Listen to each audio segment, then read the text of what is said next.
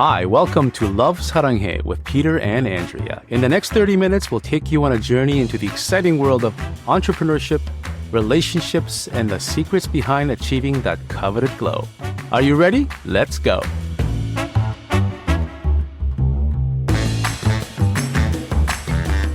Welcome back to another episode of Love Saranghae with us, Peter and Andrea. Life has a way of introducing us to people who change the trajectory, who see something in us before we ever see it in ourselves. Today's guest is one of those people. His name is Jesse. He isn't just an entrepreneur, a climber, and a cancer warrior.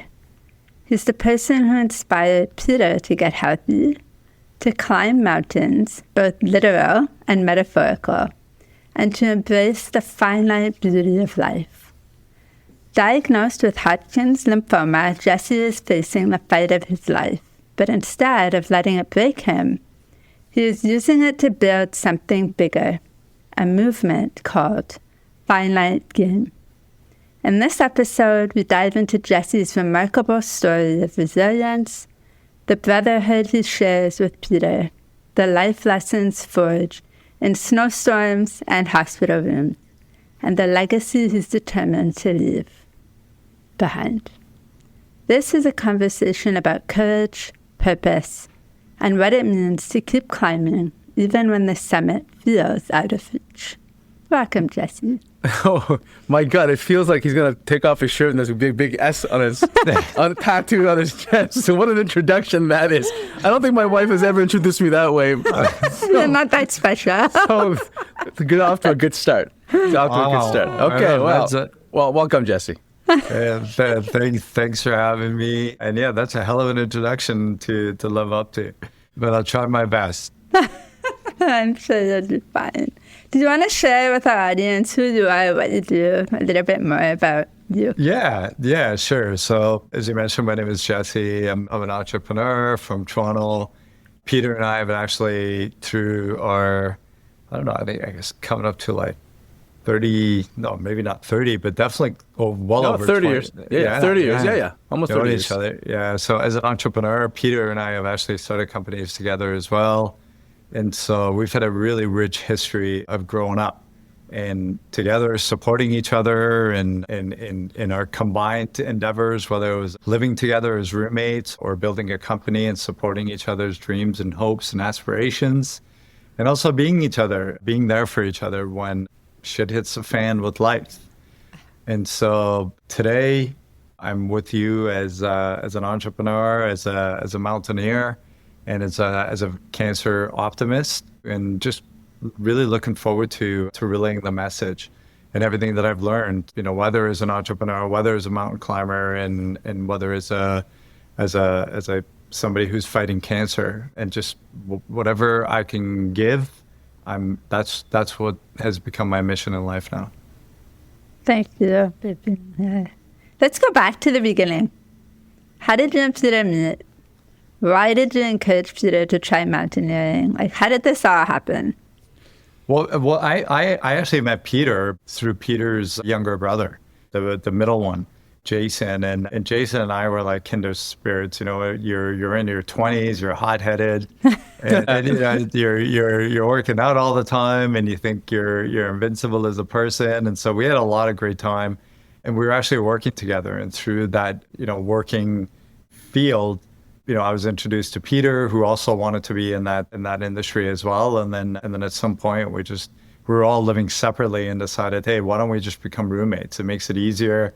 None of us, you're growing up. None of us really had any real money, so we saved on, on food costs and rent costs and transportation costs. So it was a marriage of convenience between the three of us. Well, it was convenience and fun, right? It was also just really, really, really fun. Yeah, that's what it was. Yeah. So that's how I met Peter, and then throughout that process, I was always fascinated by mountains because there's something about me that when somebody says, it's hard, I feel like I have to do it because I need to prove to myself, and so. when I was really young, somebody told me that, mountaineering is extremely hard. It's tough on the body. It's tough on the spirit of a person.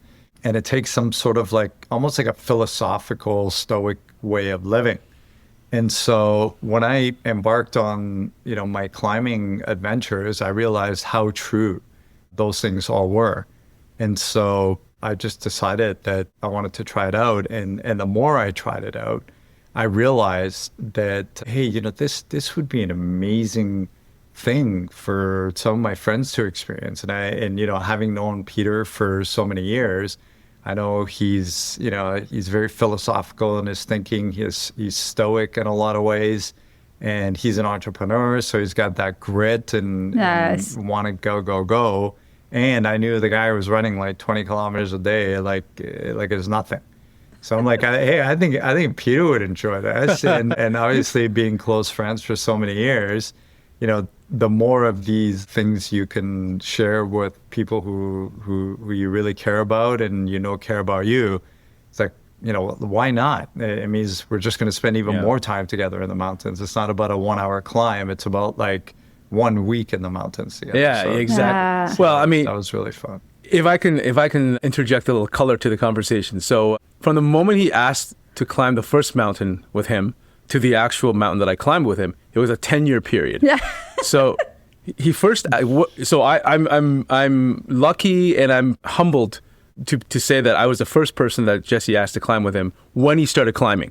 So he was going to Bolivia and he asked me, "Do you want to go climbing with me?" Because he used to put the encyclopedias that we have in our home. Yep. So he used to stack those in his backpack up in Woodbridge, and he used to go train. And he said, "Do you want to come?" I'm like, "What are you talking about? No, I'm a mountain, bro. I want to go party." So that was his first ask, and that, I had no idea what that it was, but the idea of trudging through a mountain, camping out, didn't seem very attractive to me at the time. And then he asked me again in 2016, I believe it was. No, just past 2016. And at that time, I was smoking a pack every 2 days, and I was 265 pounds. I had gone back up to 265 after the birth of my first kid. And Jesse said, "Why don't you come climb a mountain with me?" So that was the day that I stopped smoking. And that was the day I started to run again. That was the day that I started to train again. So it's a long story in the making. I remember. Yeah, I do you remember that. You came home and you said, "I quit." And I'm like, "You quit?" What? Yeah. Because you didn't even smoke at home. That whole pack was being smoked in a 6-hour window. Well, I mean, it took me a good 15 years. I smoked for 15 years on and off, but it was really hard to quit. And then when I set my mind to climbing this mountain, because I wanted to make sure that I had a good time, that it wasn't too crazy. I quit smoking. And I thought I was actually embarrass himself. Well, I mean, I thought I was actually in decent shape until I got to the mountain, which was Mount Washington, and then I thought I was going to die coming back down. So, what was that like? Like that first experience together, climbing that first mountain? Oh yeah. So what I want to say to Jesse is that I think it was enjoyable because he led the I don't want to say expedition. It's a very Mount Washington. But that hike, climb, what do you want to call it? It was myself, Jesse, my brother Danny, and I believe one other friend. And Jesse led the whole way. And we felt very secure, and it was a great time had by all because, we felt that even though it was difficult, we were safe. And it was a really good climbing experience. What did you learn on that experience, Peter? What did I learn? I learned that I was in really bad shape. I learned I was in really bad shape. Yeah. It was bad. Two comments there, Andrea. He probably kept that full pack that you saw at home while he had a secondary one in the car that he was going to.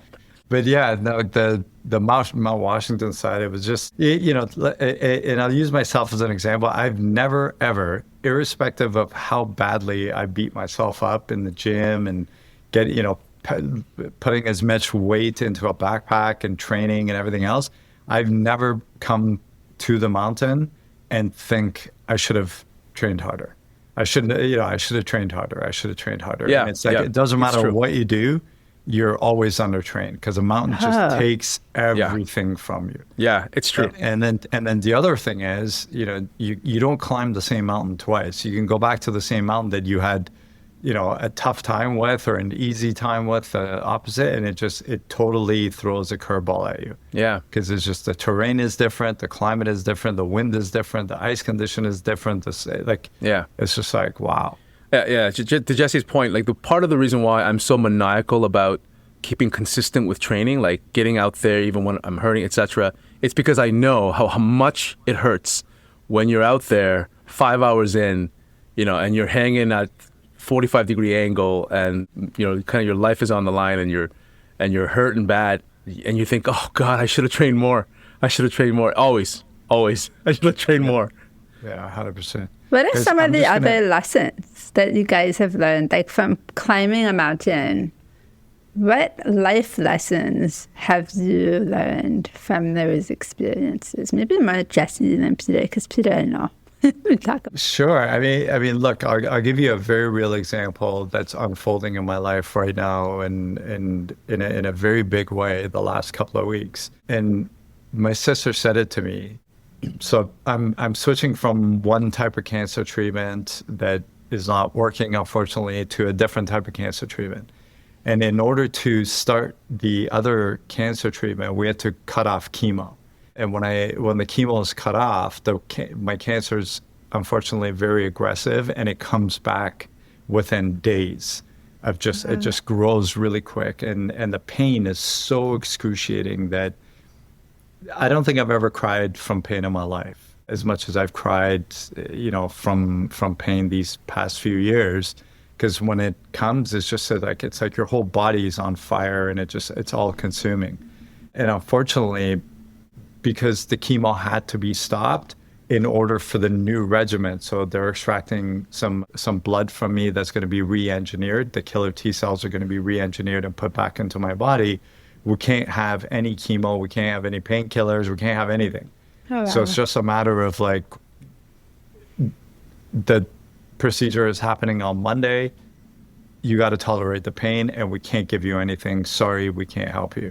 Wow. And sitting there in the middle of the night, not being able to sleep, and just the house is still, the lights are off, everybody's sleeping, and you're just crying in agony. But hoping for the sun to come up so that you can start just shifting your mindset, but knowing that you have 2 weeks of this. And the thing that my sister said is, she goes, just think about it. She goes, think about all that pain and suffering that you've had of all these years in the mountains, right? The cold, sleeping outside, sleeping on rocks, bivouacking on the side of the mountain. I was trapped by myself on a solo climb. Peter knows the story on Mount Washington, where for 5-6 hours I had to screw myself with not screw myself in the literal sense, but screw in to the ice and just kind of tie myself to it, because I was stuck at a section that I just couldn't see where I was going anymore, and I had to wait for daylight to show up.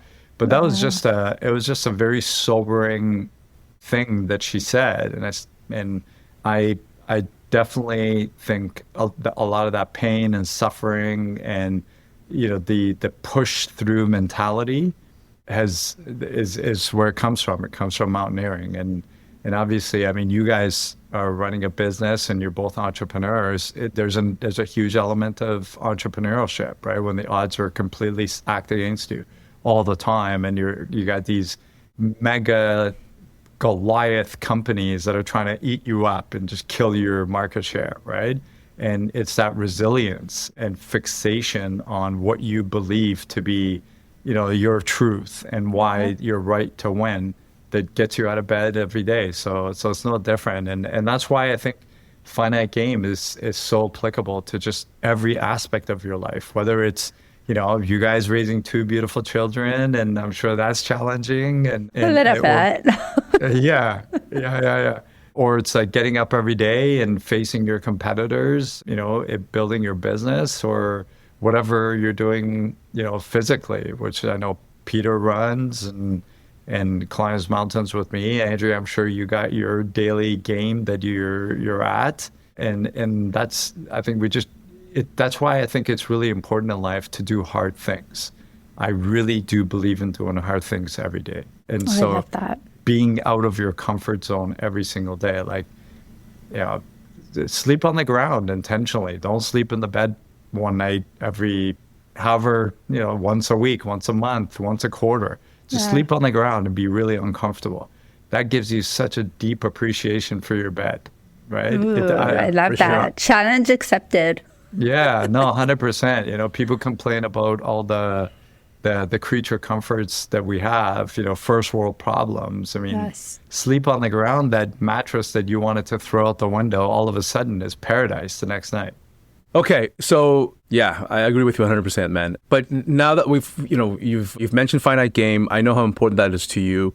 And anybody who sees about our videos, I wear the Finite Game shirt all the time, so they're familiar with, and they're probably asking, what the heck is this Finite Game? Let's go into it then. Tell me about Finite Game. Tell me why it's important to you. Tell me what you guys are trying to do. Yeah, look, Finite Game was just really born out of like everything that I almost said, right? The fact that, being completely honest, I think I was headed in the very wrong direction of my life. I think as an entrepreneur, you start companies because you want to build something for yourself, and you want to have financial freedom, and you want to have the fine things that life has to offer, right? Including material possessions. And so I think, being an immigrant and being the first child in that immigrant family, and watching my parents struggle when we moved to Canada, not speaking the language, not knowing anybody here, I think really made an impression on me that I had to be the flag bearer, and I had to be successful, that I had to take care of the family and repay those debts. But unfortunately, throughout that process, I've always taken care of my physical health, going to the gym, eating healthy, and knowing people with why they shouldn't have that piece of cake. I never actually I never actually gave any thought to my mental health, and how, putting your foot for 20, 25 years as an entrepreneur on the gas pedal and not taking it off, I never even thought something in the engine would break. And so I think I certainly did my part in inviting this cancer into my life with the intensity that I drove myself. But reflecting back, I think a lot of that anxiety was rooted in the fact that maybe I wanted all these material possessions and everything else just to prove to the world that I was worthy, that I was a somebody, right? That I wasn't just, another number. So I think I was going down a really wrong path, to be quite honest with you. And so when the cancer hit, my entire priority list shifted. Everything that I thought was in focus and priority and everything else that had to, that was at the bottom of the list went right to the top, and everything at the top went right down to the bottom, literally. And all I give any sort of care to right now is just, how do I share love? How do I share time and compassion? And how do I give back to anybody? And when I was reflecting on how do I do that, it was very much rooted in the fact that, hey, man, life is not infinite. Like, you feeling invincible and being an entrepreneur and, whatever success is and everything that you had means nothing, because none of those things could save me. Then it dawned on me, I'm like, but if life is not infinite, then it's finite. And to me, life has always been a game, like play your best game. And so I just, thought about Finite Game, and I thought that was something that conveyed my message to myself. Because that's why I created it. It was like, how do I give myself a daily reminder? And I'm sure, like right now the logo's backwards on the screen. I intentionally did it that way because for me, when I'm looking at myself in the mirror, or when I'm looking at myself on the screen right now, it's written properly left to right, and it's all about the person in the mirror. And I wear this shirt every single day. Every time I'm brushing my teeth, whether I'm going outside or looking at myself in the mirror or gym, whatever, it's like, you see people looking at you and they're like, oh, dude, your shirt's backwards. But when I look at myself in the mirror, it's about the person. How do I show up for myself? How do I show up for my family? How do I show up for my fellow human and give my absolute best to them, form a relationship, form a bond, and have some love in my life. And I feel that that's Finite Game's mission, is to just continue to give back. And I'm going to use all my personal resources to put my money where my mouth is and deploy those resources through Finite Game, the not-for-profit, to help others who desperately who desperately have the need. And throughout that process, spread the love. Yeah, so our listeners should know that we've been supporting Girl Start for the last 5 years, supporting girls through STEM. And we will continue to support Girl Start in our own way. But I think what we've decided as an organization is to support this endeavor that's upcoming with Finite Game through what happened with the hurricane in Grenada. And so, our listeners should know that we're going to be supporting Finite Game's charity with some money donated for every sale that happens on our site. So if you want any more information, I'll have that up very soon. So Jesse, can you let our listeners know the immediate project you're launching with Finite Game? What is that all about? Sure. So as you mentioned, Grenada was hit with a Category 4 hurricane, which devastated the country, especially the northern part of the country, which is heavily agricultural. And being in an agricultural community, farmers don't have the financial means, and basically they're living day to day. So when their houses are ripped right out of the ground, and keep in mind, this hurricane happened in July, and here we are, 9 months later, and they still don't have a roof over their head. They're sleeping under leaking tarps. Kids are going to school not properly fed or clothed and somewhat. So there's some real challenges there. And government resources are very thin down there.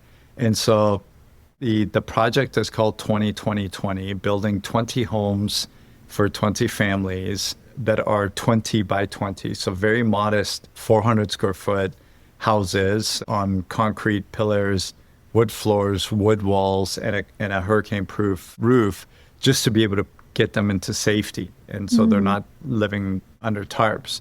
And so that's what the project is the first one that Finite Game is engaging with. And we've got a team of construction workers and suppliers and drivers and logistics and everything else. And we're looking forward to getting that project underway to help these 20 families.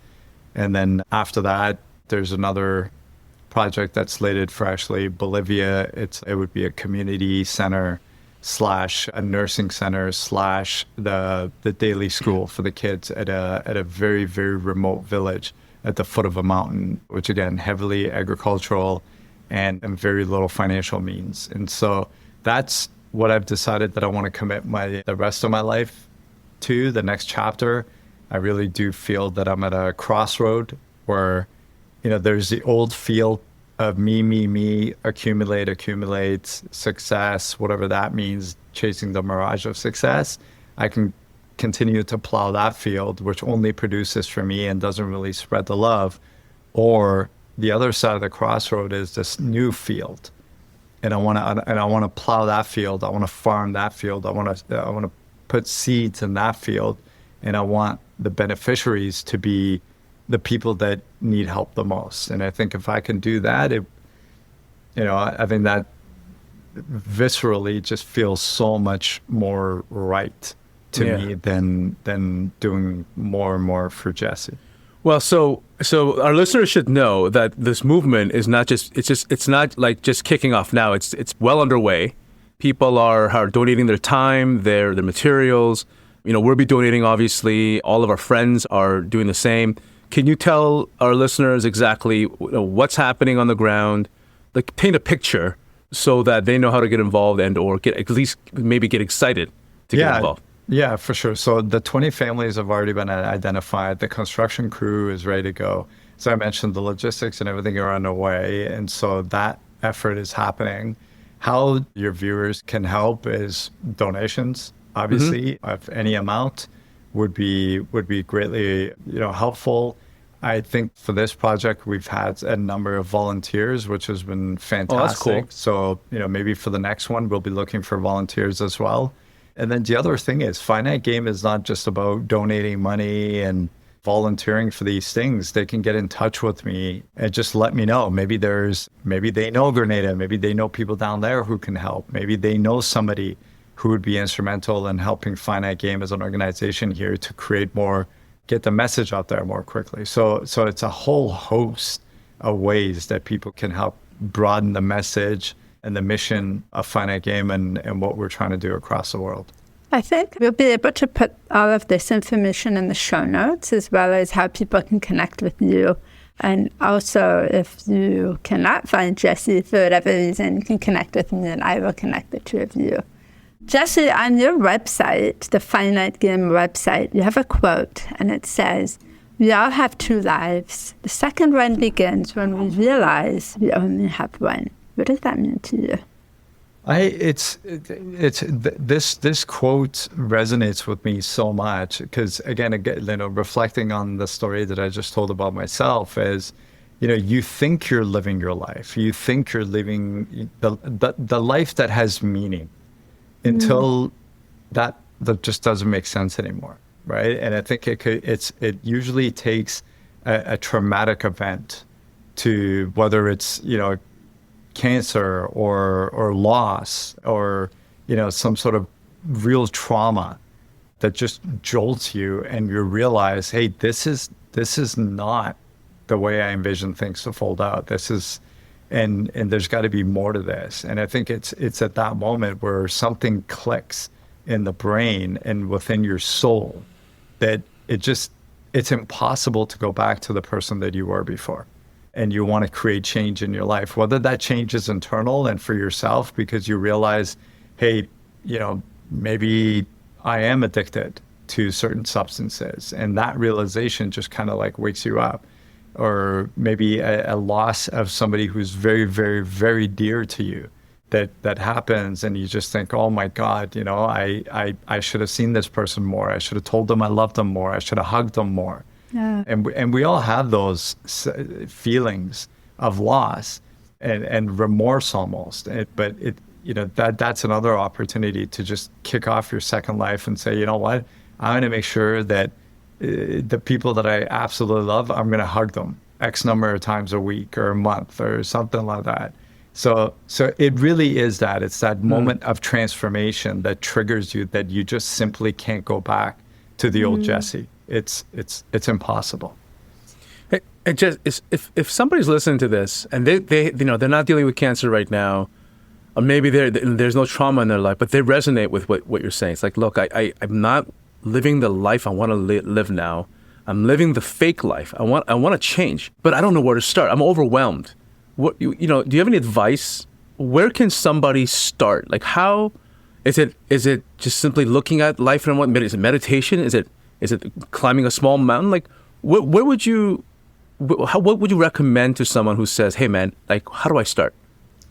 Make the decision to start. That's where it starts, right? Just simply say, I'm going to do it, right? I'm going to do it. Now, whatever that doing is, right? I'm going to do it. And then you have to step back and think, okay, what is it that I want to change, right? It could be, like I said, it could be substance abuse. It could be I'm overweight. It could be I just want to exercise because I'm not overweight, but I just want to exercise and get out there.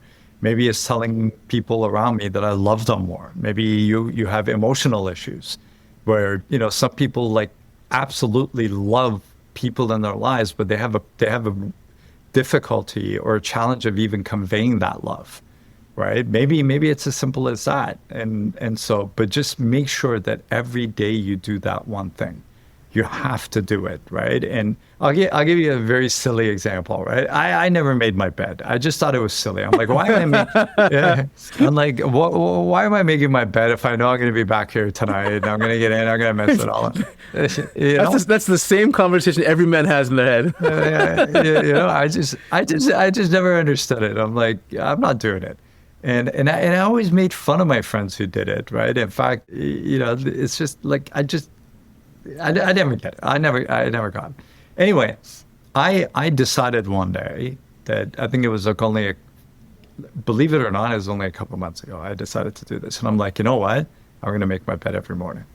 right? Because it just didn't feel right. Mm-hmm, yeah. Right? Because I'm like, it doesn't feel right. Why am I doing this? But I'm like, if it doesn't feel right, then it's making me uncomfortable. And if it's making me uncomfortable, then I'm going to do the uncomfortable thing. Yeah.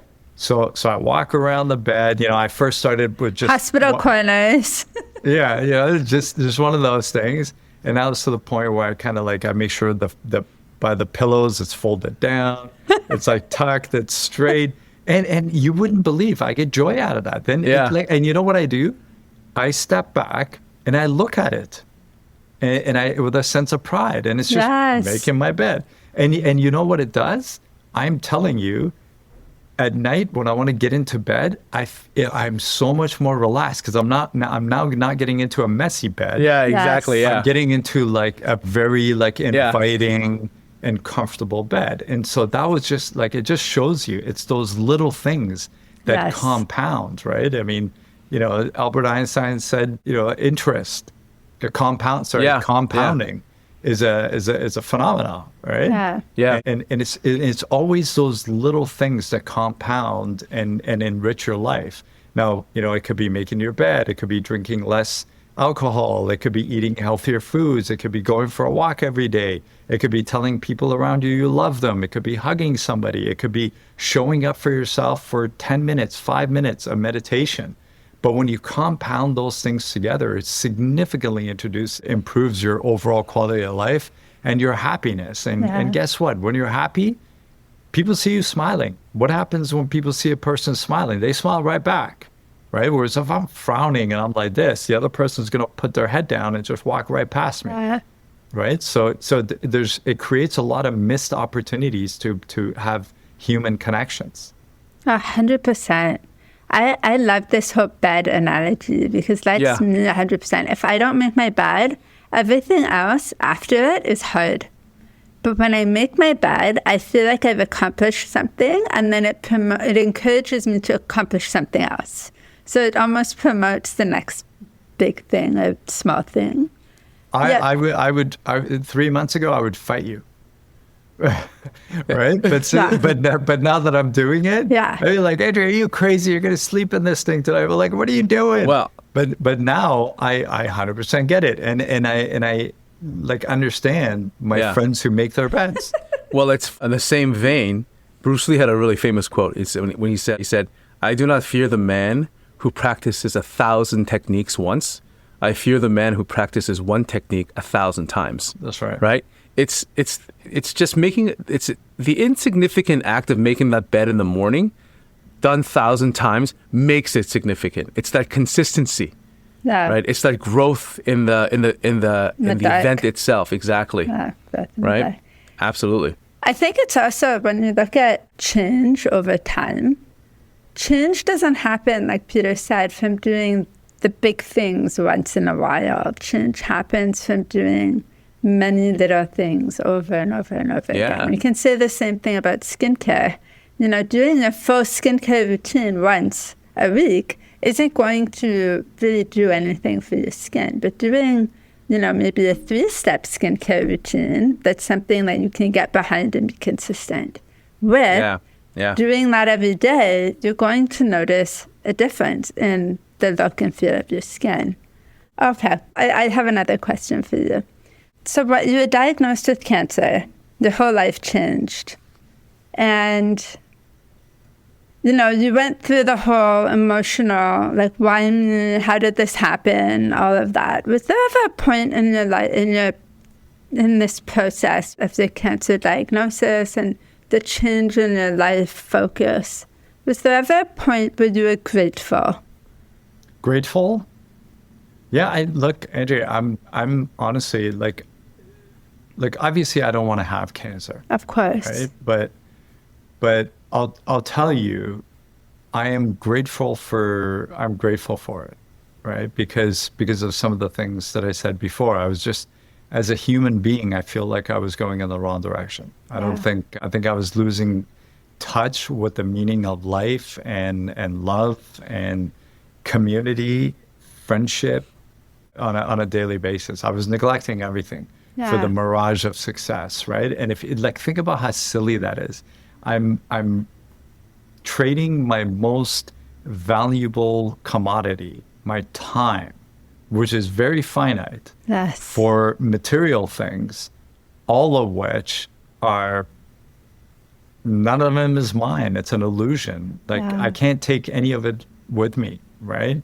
And you know how it is. I don't care how expensive the watch, the car, the house, or whatever. The novelty of it wears off, right? You buy a new car, you wash it every week, you take it to the car wash, you're proud. Yeah. Next thing you know, it's a month. Next thing you know, it's like you're doing it every quarter. Next thing you know, people are like, why don't you ever wash your car? It's disgusting, right?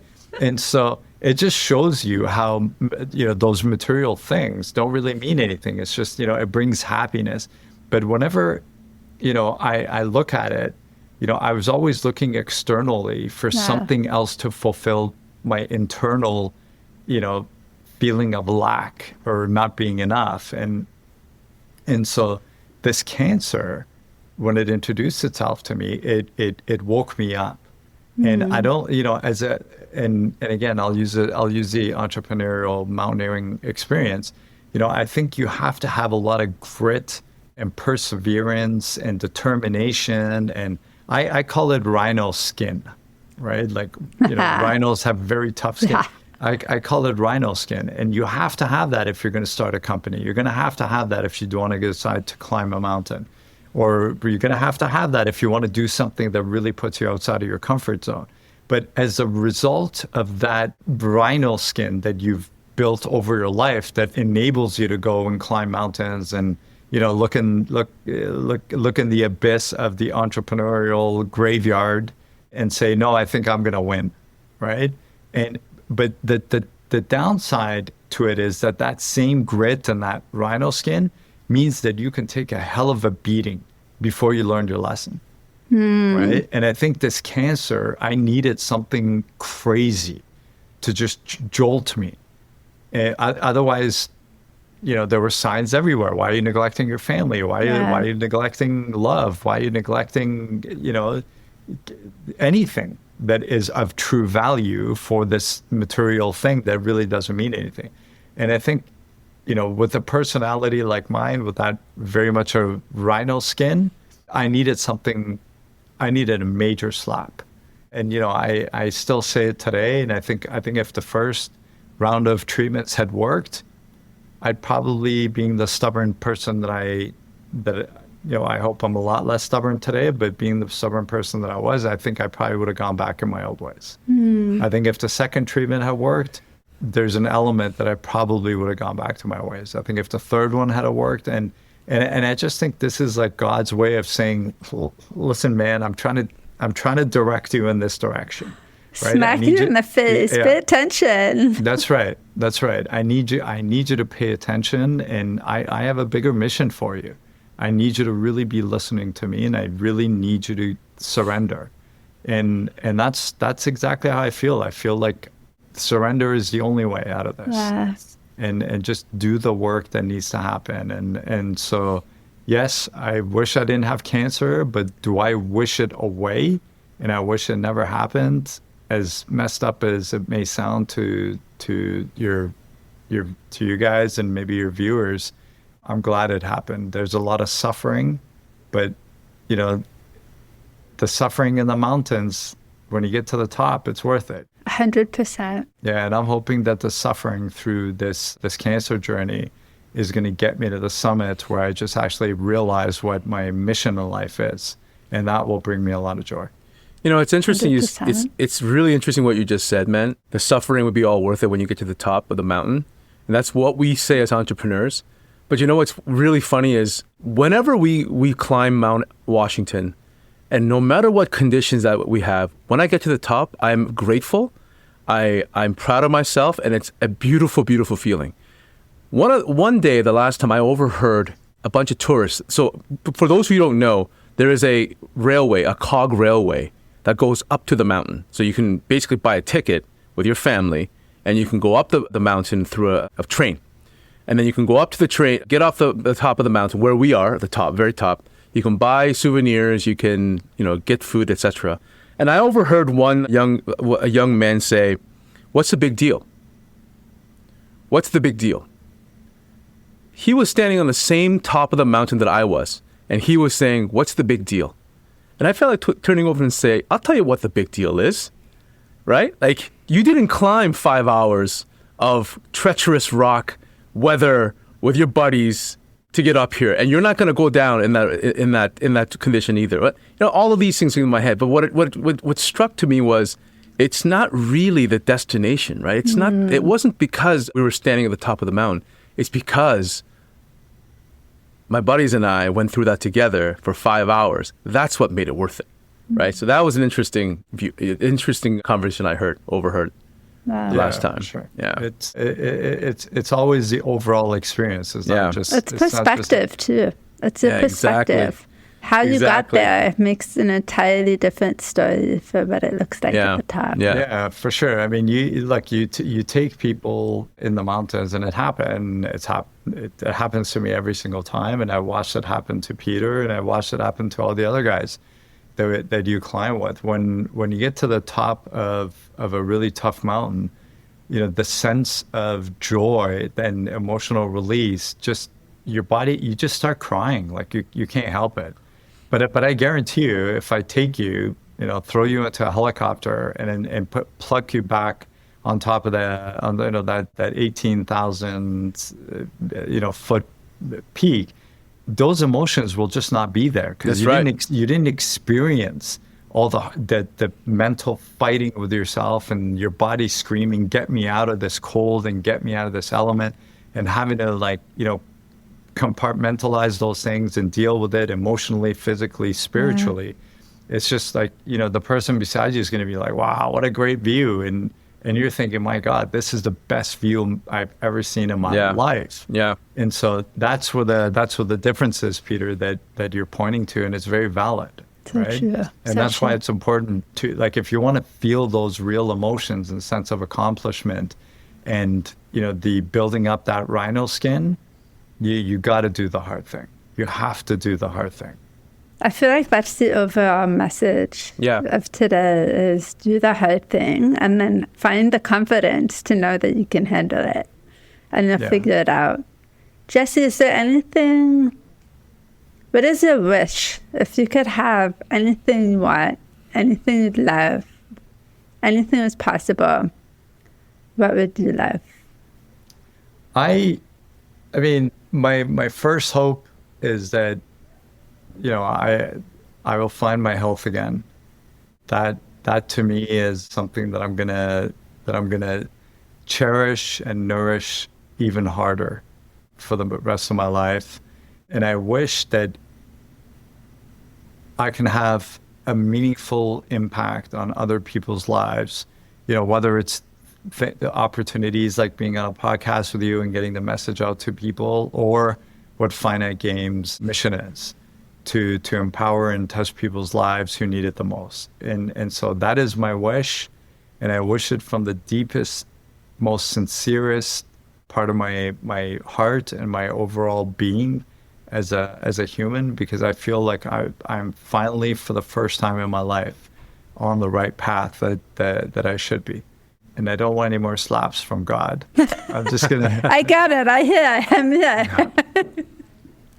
I just want to do the work. I want to do the hard thing. I want to help the people, and so I'm going to find joy in all the hard things that are going to come from helping people, and I'm gonna relish those moments just like I relish every moment.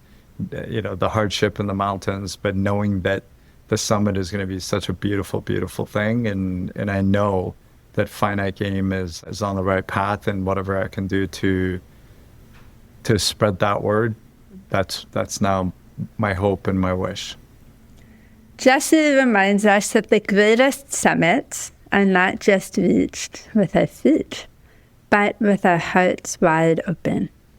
From a cancer diagnosis to founding a global movement, Jesse has shown us how pain can be a powerful teacher and how purpose can turn even the darkest moments into a source of light for others. If you are moved by Jesse's story, we really encourage you to check out Finite Game and become part of a community that's choosing to live, give, and uplift with intention. Because life may be finite, but the impact that we leave behind doesn't have to be. Jesse, thank you so much for spending the time with us today and sharing your journey. We're here for you and we're behind you every step of the way. No, thank you. Thank you for having me. Thank you for the donation that you already made to Finite Game. And I'm sure you're going to put this in the show notes, but the website is finite-game.com.